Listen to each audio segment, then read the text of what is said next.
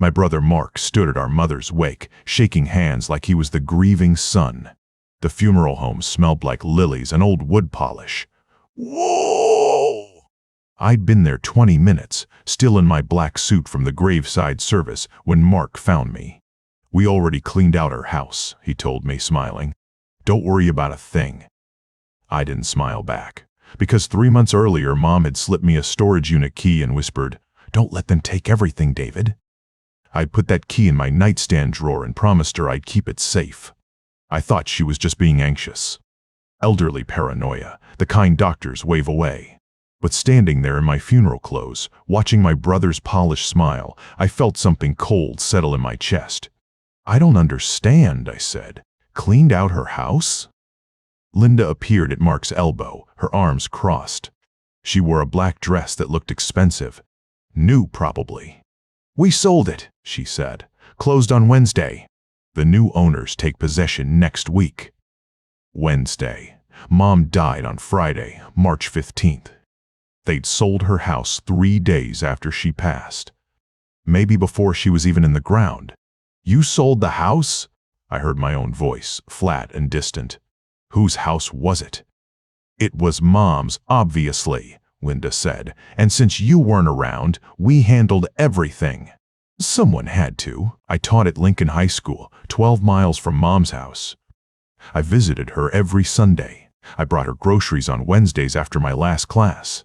I'd taken her to all her doctor appointments for the past 2 years. "I was around," I said. Mark laughed. It was a short, dismissive sound. "David, come on. When's the last time you really helped her? We've been managing her affairs for years. The bills, the finances, the upkeep on that old house. You were too busy with your students." He said students like it was a dirty word. Like being a teacher made me less than him somehow. Linda nodded along. She was confused at the end. "You know that. She didn't even recognize us sometimes." The lawyer said it was best to settle the estate quickly, before anything went wrong. "What lawyer?" I asked. "Her lawyer," Mark said. He had all the paperwork ready. Linda handled the real estate agent, I handled the bank accounts. "We're splitting everything 50-50, fair and square." "Fair and square," Linda echoed. I looked around the room. Aunt Carol stood by the far wall, talking to one of Mom's neighbors. She caught my eye and looked away too quickly. That should have told me something, but I was still processing Mark's words. "You sold everything?" I said. "The furniture? Her jewelry? The china cabinet Grandma left her?" "Garage sale," Mark said. "Made about $3,000, which we donated to the church. For the funeral expenses." $3,000. Mom's wedding ring alone was worth more than that. She'd shown it to me last Christmas, told me it had been appraised at $12,000. "Where's her jewelry?" I asked. Mark's smile flickered. "What jewelry?" "Her wedding set. Grandma's pearl necklace. The gold bracelet from Aunt Helen. Mom sold all that years ago," Linda said. "To pay her bills. She was terrible with money, you know that." I didn't know that. Mom had been a bookkeeper for 30 years. She balanced her checkbook to the penny every month.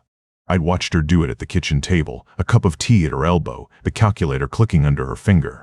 If she'd sold her jewelry, I would have known. She would have told me. "David, look," Mark said, his voice suddenly softer, more reasonable. "We know this is hard. You're grieving, but the legal reality is you weren't involved. You didn't help with Mom's care. Linda and I did everything. The nursing home paperwork, the doctor appointments, the end-of-life planning.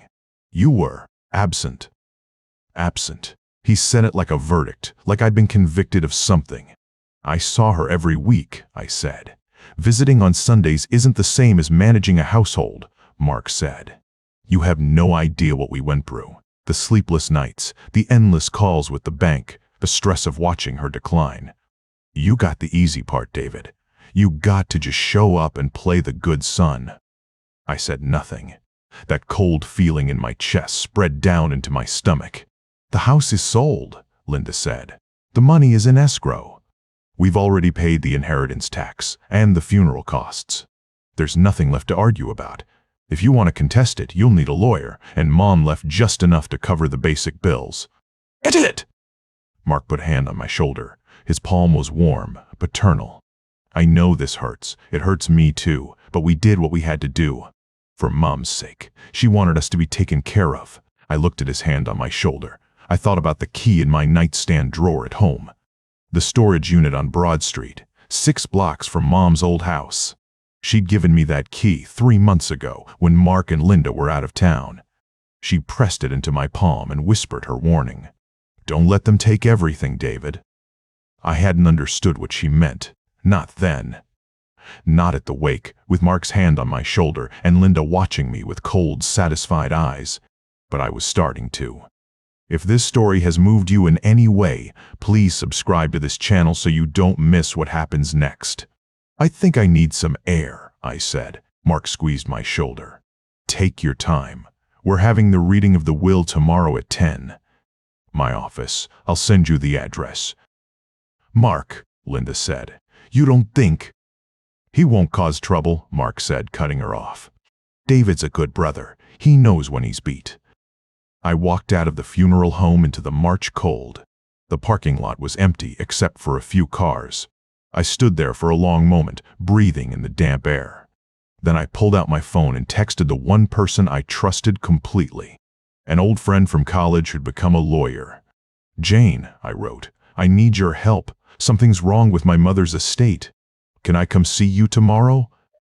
She replied in less than a minute. "My office." 9 a.m. "Bring everything you have." I slipped out of the wake, the key burning in my pocket.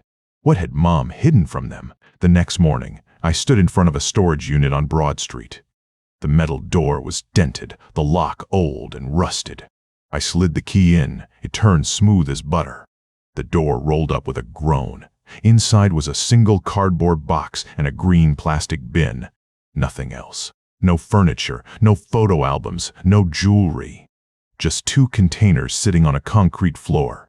I lifted the box onto a wooden spool that someone had left there. It was heavier than I expected. I peeled back the tape and found layers of manila envelopes, all labeled in my mother's handwriting. Bank statements 2021, bank statements 2022, bank statements 2023. I opened the first one. The statements were from a checking account I didn't know she had. It was at a credit union on the south side of town, not the main bank where she'd always kept her money.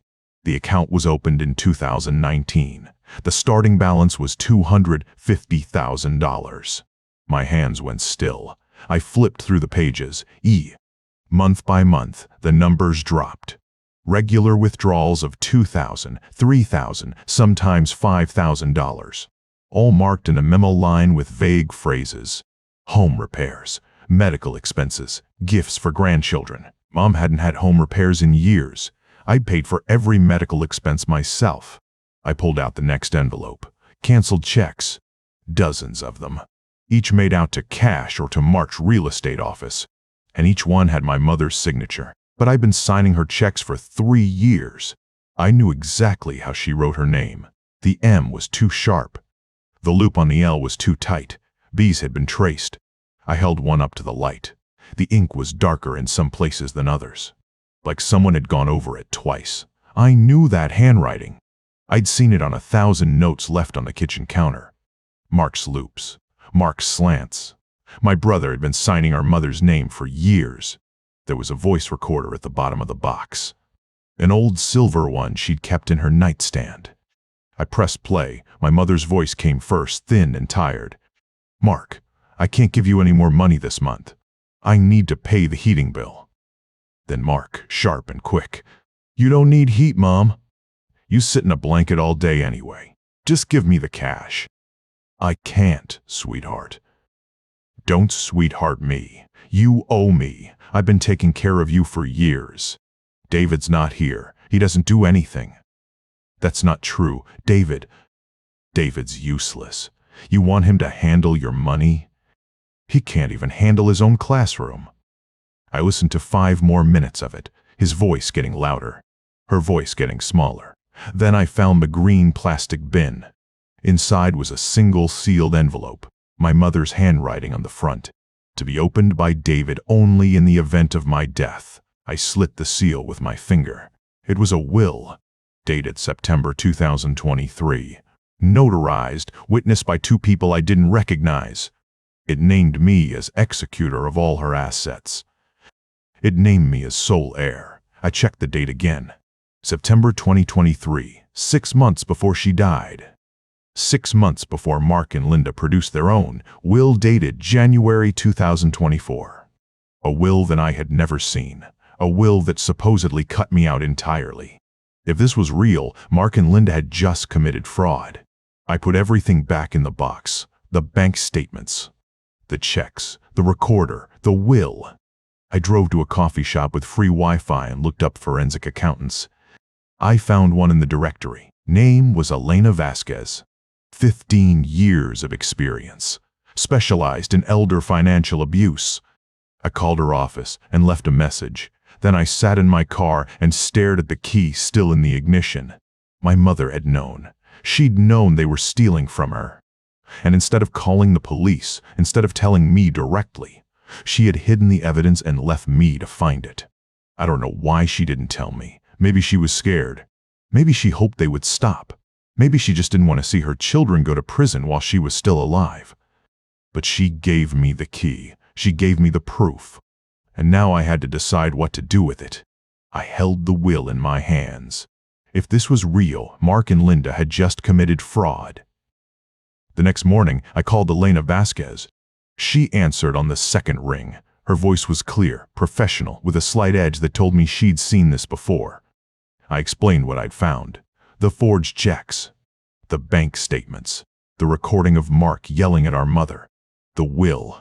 She listened without interrupting. When I finished, she said, "Can you come to my office today?" I said yes. Her office was in a small brick building on the west side of town. The sign on the door said, "Forensic Accounting Services," in plain black letters. No fancy logos, no glass walls, just a desk, a computer, and filing cabinets. Elena was shorter than I expected, maybe 5'4". Dark hair pulled back, glasses perched on her nose. She shook my hand firmly and gestured to the chair across from her desk. I placed the cardboard box on her desk. The green plastic bin sat at my feet. She pulled out the manila envelopes labeled Bank Statements 2021, 2022, 2023. Spread them across her desk. Started making notes on a yellow legal pad.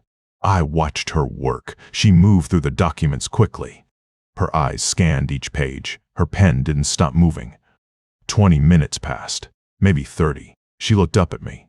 "David, your mother had a checking account with a starting balance of $250,000. That was in 2019. Pension money and life insurance from your father."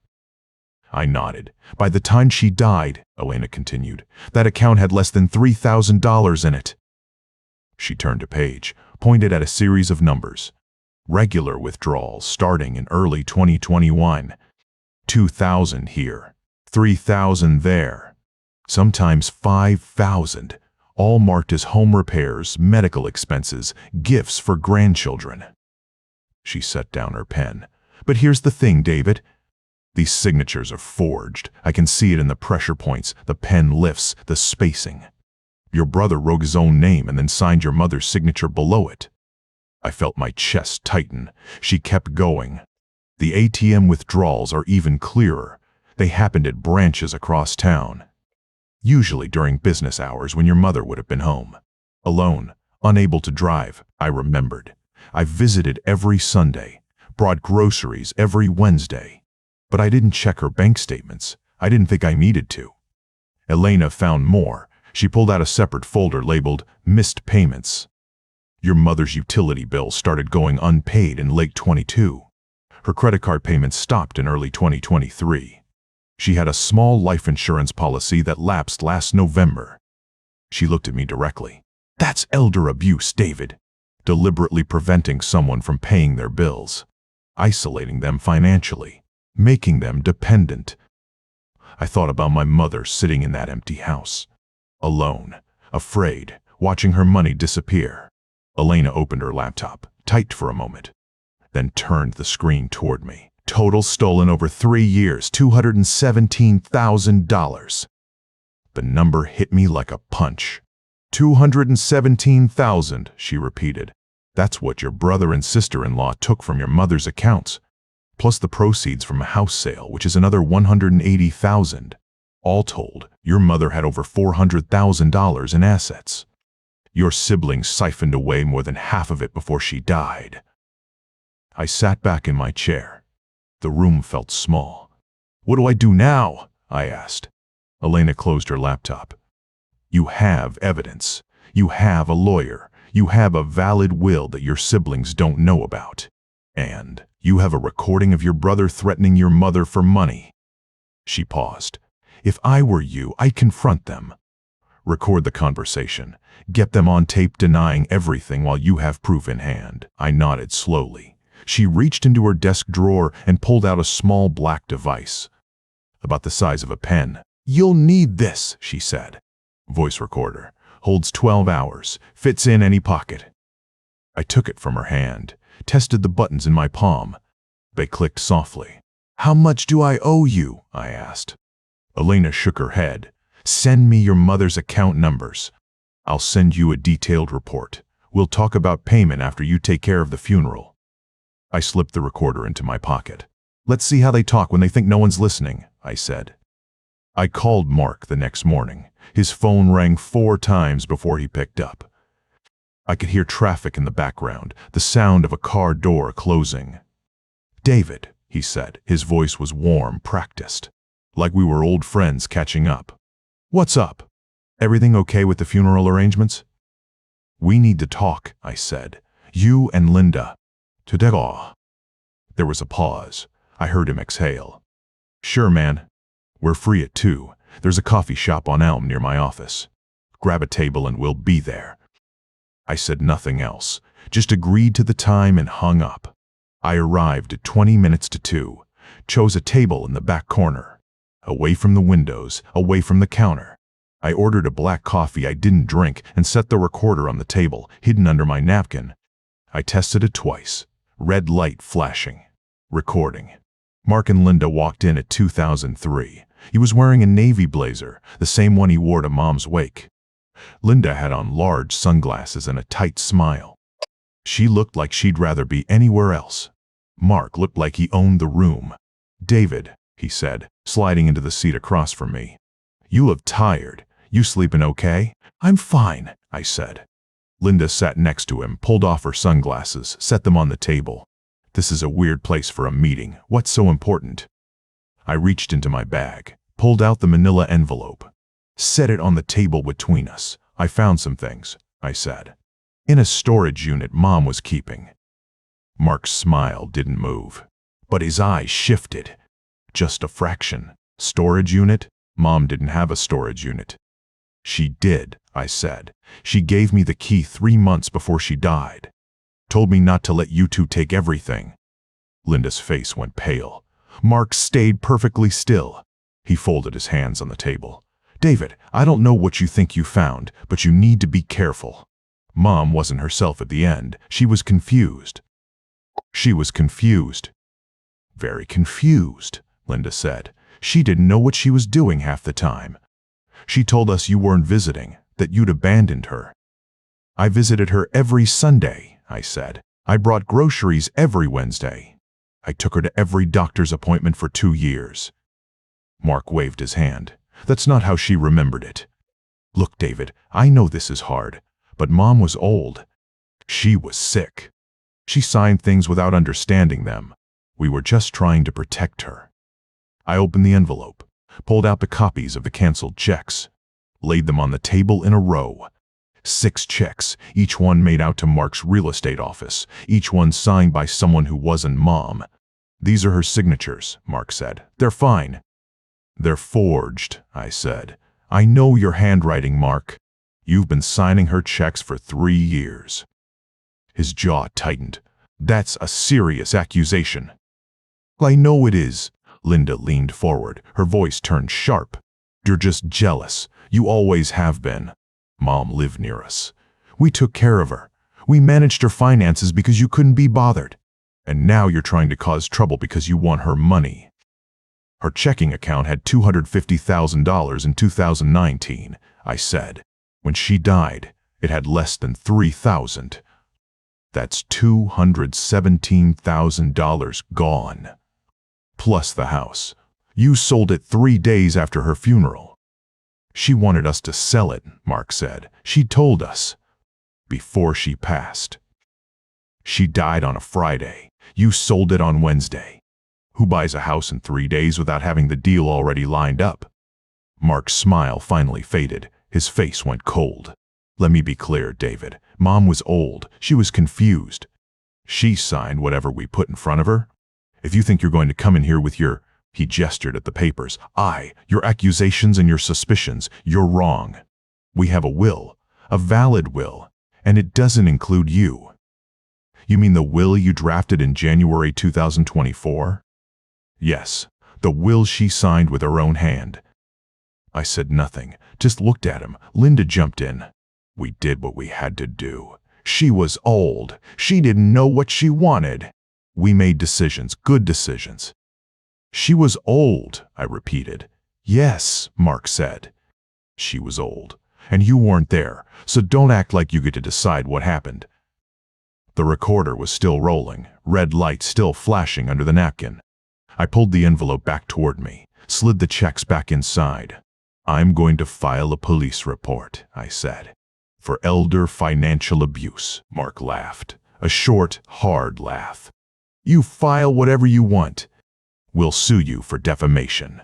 I've got a lawyer. A good one. You're a high school teacher, David. You don't have the money or the time to fight this. Maybe not, I said, but I've got the evidence. I stood up, picked up my bag. The recorder stayed under the napkin.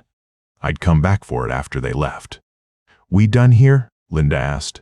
I'm done, I said. I walked toward the door. I didn't look back. I heard Mark's voice behind me, low and cold, carrying across the room. We did what we had to do. She was old. I pushed the door open, stepped into the sunlight. The recording was still running in my pocket. They had no idea. The morning of April 1st, I parked in front of Aunt Carol's house at 7:58. 2 minutes early. I sat in the car for a moment, looking at the modest white ranch with the rose bushes my mother had helped plant. The house where I'd spent Christmas dinners as a kid. The house where I was about to destroy my family. I had the manila envelope in my passenger seat. So, inside were copies of the canceled checks, the bank statements, Elena's full report. The voice recorder was in my jacket pocket, charged and ready. Behind me, 4 blocks away, a black sedan sat at the curb. 2 detectives, waiting for my signal. Mrs. Bellin. Chen, my mother's attorney, had made the arrangements. She'd called Aunt Carol the night before, said there were urgent matters regarding the estate that needed to be discussed in person, with all family present. Aunt Carol, feeling guilty for avoiding my eyes at the wake, had agreed. She'd called Mark and Linda herself. I walked up the front steps and knocked. Aunt Carol opened the door. Her eyes were red. She looked at me like she was seeing me for the first time since the funeral. David, she said, your brother told me you've been causing trouble. Can I come in? I asked. She stepped aside. The living room was full. Aunt Carol's husband, Uncle Frank, sat in his recliner. My cousin Sarah was on the couch. Mark stood by the fireplace in that same navy blazer, coffee cup in hand, smiling. Linda sat on the ottoman, arms crossed, sunglasses pushed up into her hair. David, Mark said, warm and fake, Aunt Carol said you wanted to talk. Something about the estate? I didn't sit down. I stood in the center of the room where everyone could see me. I'm not here to talk, I said. I'm here to show. I opened the manila envelope. I pulled out the canceled checks, 6 of them, each one made out to Mark's real estate office. Each one with my mother's signature, each one forged. I held them up. Mark, I said, you forged Mom's signature on these checks. Do you want to deny it? His smile flickered. Those are old, he said. She knew. She asked me to write them. She didn't ask you to write $3,000 as a gift to yourself, I said. She didn't ask you to drain her account while she was in a nursing home. Linda stood up. This is ridiculous. Mom was confused. She didn't know what she was signing. Yo! Mom wasn't confused, I said, and I can prove it. I pulled out the voice recorder. I pressed play. The room went silent. My mother's voice came through first, tired and thin. "Mark, I can't give you any more money. I need it for the heating bill." Then Mark's voice, sharp, angry. "You've got plenty of money. You just don't want to help your own son. You always loved David more." "That's not true." "It is true. You gave him everything. You paid for his college. I had to fight for every penny. And now you're telling me no?" Then a sound, a slap, a chair scraping, Mark's voice again, low and cold. "You'll sign this check, Mom, or I'll make sure your life insurance lapses. I'll make sure you can't pay for that nursing home.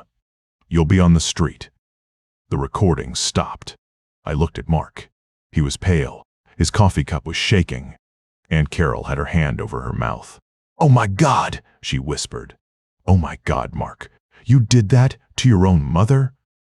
"She was old," Mark said, his voice cracking. "She didn't know what she was saying. That recording isn't real. He doctored it." "It's real," I said. "And so is this." I pulled out the final document. The will. Dated September 2023. Notarized. Witnessed. "This is Mom's real will," I said. "The one she signed 6 months before she died. The one that names me as executor and sole heir. The one you and Linda tried to replace with a forgery." Linda screamed. "That's fake. We have a will from January." "It's legal." "Your will from January has a signature," I said, "that doesn't match any of her previous documents. I've already had it reviewed by a handwriting expert. It's a forgery." Aunt Carol stood up. She walked over to me. Her hand was trembling. "David," she said, "I believed them. I believed you abandoned her. I'm so sorry." "It's not your fault," I said. "They lied to everyone." Mark tried to walk toward the door. I didn't stop him. I didn't need to. The front door opened. 2 detectives stepped in. "Mark Miller," one of them said, "you're under arrest for elder financial abuse and fraud." "Linda Miller, you're under arrest on the same charges." Mark turned to me, his face twisted. "You set this up." "I set up the truth," I said. Linda was crying now, ugly sobs. "You can't do this. We're family." "You were family," I said. "Family doesn't steal from their mother. Family doesn't forge wills. Family doesn't threaten an old woman in her own home." The detectives handcuffed them. Mark struggled, tried to say something, but the words came out as a snarl. As they led him out the front door, he shouted over his shoulder, "You'll never prove it. The will is gone. The evidence is gone." "No," I said. "I still have the recording. And the checks. And the bank statements. And a storage unit full of receipts. You're done, Mark." The door closed behind them. The living room was silent. "Way!" Aunt Carol sat down on the couch, her head in her hands. "I should have known," she said. "I should have seen it." "No one saw it," I said. "She didn't want you to see it. She wanted me to fix it." "Did she know?" Aunt Carol asked. "Did she know what they were doing?" I thought about the key, the whisper, the look in her eyes. "She knew," I said. "She gave me the key." The criminal case against Mark and Linda moved slowly. Months of hearings, motions, delays. Their lawyer argued for dismissal, claimed the evidence was circumstantial, said their mother had been competent and had made her own choices. But the civil suit moved faster. Mrs. Chen filed it 2 weeks after the arrest. She laid out every detail: the forged checks, the unauthorized withdrawals, the house sold without my knowledge, the fraudulent will. She attached Elena's full forensic report, all 217 pages of it. She included the recording of Mark threatening Mom. Mark and Linda hired a lawyer from the city, a big firm with a fancy name. They thought they could outspend me, outlast me, intimidate me. They didn't know who they were dealing with. The trial started in late August. I took a leave of absence from Lincoln High. The principal told me to take all the time I needed. "Your mom was a good woman," she said. "Go get justice." I sat in that courtroom every single day. I watched Mark and Linda walk in wearing their best suits, pretending to be the victims. I watched them whisper to their lawyer, point at me, shake their heads. The judge was a woman in her 60s with silver hair and reading glasses that sat low on her nose. She did not smile. She did not joke. She listened. Mrs. Chen presented the evidence methodically. She walked the judge through each forged check, each ATM withdrawal, each lie. She played the recording of Mark screaming at Mom. The courtroom went quiet when his voice filled the room. "Give me the check, Mom. Just sign it. Don't make this hard." I watched Mark's face go pale. Linda started crying. Real tears this time, not the fake ones from the wake. Their lawyer tried everything. He claimed Mark had power of attorney. He claimed Mom had signed everything voluntarily. He claimed I was a bitter son who had abandoned his mother. Then Aunt Carol took the stand. She testified for 2 hours. She told the court about the wake, about Mark's lies, about how she had believed him when he said, "I never visited." She pulled out her phone and showed the judge photos Mom had sent her. Me at the grocery store, me at the doctor's office, me pushing her wheelchair in the park. David was there every week, Aunt Carol said. His mother told me. She called me crying, saying Mark was taking her money. I thought she was just confused. I was wrong. The judgment came on September 15th. The judge read it aloud in a flat, measured voice. Mark and Linda Miller were ordered to repay $217,000 to the estate of their mother, plus interest dating back to the first forged check. The total came to $234,000. Their homes were to be seized and sold at auction. All proceeds would go to the estate. Mark stood up and shouted, "You can't do this. That's my house. That's everything I have." The judge banged her gavel. "Bailiff, remove him." Mark was escorted out. Linda followed, sobbing, her heels clicking against the marble floor. I sat in my seat and watched them go. I felt nothing. No joy, no satisfaction, no relief. Just a cold quiet in my chest. The truth had come out. The numbers had been counted. Justice had been served, but my mother was still dead. The house went to auction in October. A young couple bought it for $190,000. Mark's condo sold for $210,000. Linda's townhouse sold for $180,000. The court took its fees. The lawyers took their cut, and the rest went into the estate. I sat down with Mrs. Chen and Aunt Carol to decide what to do with the money. "I don't want it," I said. "It's blood money." It came from her pain. Mrs. Chen nodded. "What do you want to do with it?" I thought about Mom, about how she had always wanted to be a teacher, but never had the chance, about how she had saved every report card I ever brought home, about how she had told me, years ago, that education was the only thing no one could take from you. "I want to start a scholarship," I said, in her name, for kids who want to become teachers. $200,000. Enough to help 10 students over the next 10 years. Aunt Carol started crying. She would have loved that, David. She would have been so proud. The rest of the money went to her favorite charity, a small animal shelter on the south side of town. She had volunteered there every Saturday for 15 years. She loved those dogs more than she loved most people. On a cool October morning, I drove to the cemetery. I parked my car and walked to her grave. The headstone was simple, her name, her dates, and a line she had always loved. She planted gardens wherever she went. I sat down on the grass. I didn't say anything for a long time. I just listened to the wind and the leaves.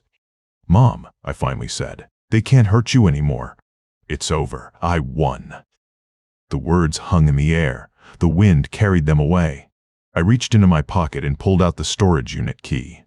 I held it in my palm for a moment, then placed it on the grass in front of her headstone. "You gave me this for a reason," I said. "You knew what they were doing, and you trusted me to fix it." I stood up and brushed the grass off my pants. I looked at her name on the stone and felt something shift inside me. Not peace exactly, but something close to it. "But I wasn't done yet," I said. "There's one more thing I have to do. October 1st, a Tuesday." I took the morning off school, told the principal I had a personal matter.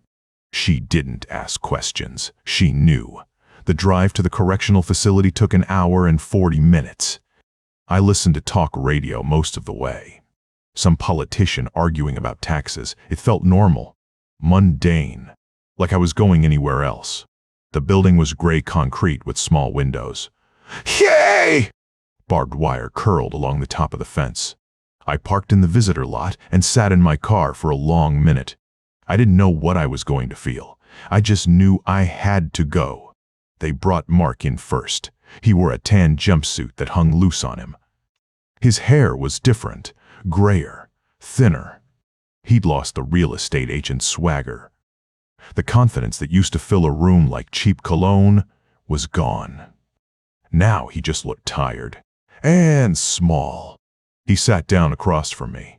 The glass between us had a crack running through the middle. He picked up the phone on his side. I picked up mine. "David," he said. His voice was hoarse. "David, I'm sorry. I'm so sorry. Please, please forgive me." I didn't say anything. I just looked at him. "I'll do anything," he said. "I'll sign whatever you want. I'll write a letter. I'll—" "Stop," I said. Quiet, calm. He stopped. "Mom knew," I said. His face went pale. His mouth opened and closed like a fish gasping. "She gave me the key," I said. "She knew what you were doing. For years, she knew, Mark, and she gave me the evidence to prove it. David, please." "You don't get to ask for forgiveness," I said. "You don't get to cry. You stole from our mother. You forged her signature. You threatened her when she couldn't give you more. And then you tried to steal her house. You tried to erase me from her life." He was crying now, real tears. Maybe, or maybe just performance. I couldn't tell. I didn't care. "I never meant to hurt her," he said. "Yes, you did," I said. "You just didn't think anyone would find out." I stood up. He pressed his hand against the glass. I didn't press mine back. "Goodbye, Mark." I hung up the phone and walked out. Linda was next. They brought her in 15 minutes later. She looked worse than Mark. Her face was puffy. Her eyes were red. She was crying before she even sat down. "David, it was all Mark," she said. "He made me do it. He said we needed the money. He said Mom wouldn't miss it. I didn't want to, I swear. I didn't want." I didn't say anything. I just watched her. She kept talking, kept blaming, kept crying. After a while, the words blurred together. An excuse wrapped in a lie, wrapped in a sob. When she finally stopped, I leaned forward. "You could have stopped it," I said. "Any time. But you didn't." She opened her mouth to argue. I held up my hand. "Mom knew," I said. "She gave me the key." Linda's face crumpled. "She said something else." I didn't hear it. I hung up the phone and walked out. I didn't look back. The drive home was quiet. I turned off the radio. I rolled down the window and let the cold air hit my face. The leaves were changing, orange and red and gold. Mom used to love fall. She said it was the honest season. Everything that was green and pretending turned real. I pulled into the cemetery just before 4. The sun was low. Long shadows stretched across the grass. I walked to Mom's grave and stood there in the silence. I reached into my pocket and pulled out the storage unit key one more time. I held it in my palm. Cold metal, $150 for a unit she barely used. But she used it for the only thing that mattered. I knelt down and placed the key on her headstone. "I did it, Mom," I said. "They can't hurt you anymore. And they can't hurt anyone else." The wind picked up. The leaves danced across the grass. I stood there for a long time. I didn't get my family back. That family was never real. It was built on lies and greed and pretending. What I got was harder. I got the truth. And sometimes the truth is enough. I turned and walked back to my car. I didn't look back. Thanks for listening. If this story hit home, hit that subscribe button and share it with someone who needs to hear it.